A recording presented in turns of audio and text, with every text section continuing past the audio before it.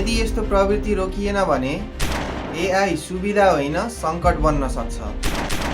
नमस्कार साथीहरू, आज हामी एआई र डेटा सेन्टरको इनर्जी हङ्गर अर्थात् ऊर्जा भोग भन्ने गम्भीर तर कम चर्चित विषयमा कुरा गर्नेछौँ।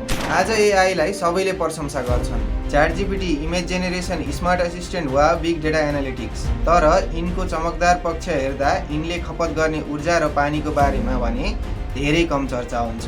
एआई ट्रेन गर्न सुपर कम्प्युटरहरू चाहिन्छन् जसले करोडौं किलोवाट बिजुली खपत गर्छन्।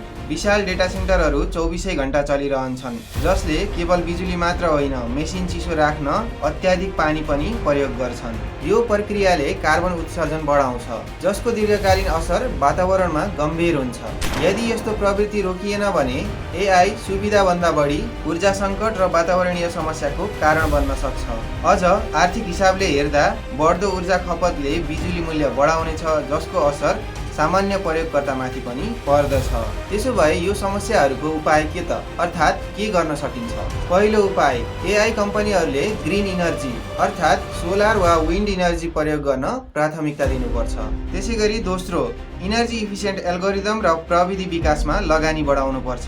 र तेस्रो भनेको नीति निर्माताले पनि डेटा सेन्टरहरूको इन्भाइरोमेन्टल इम्प्याक्ट मूल्याङ्कन गर्ने कडा नियम बनाउनुपर्छ।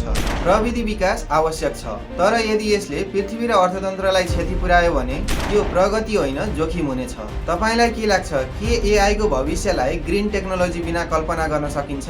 कमेन्टमा आफ्नो विचार राख्न नबिर्सिनुहोला।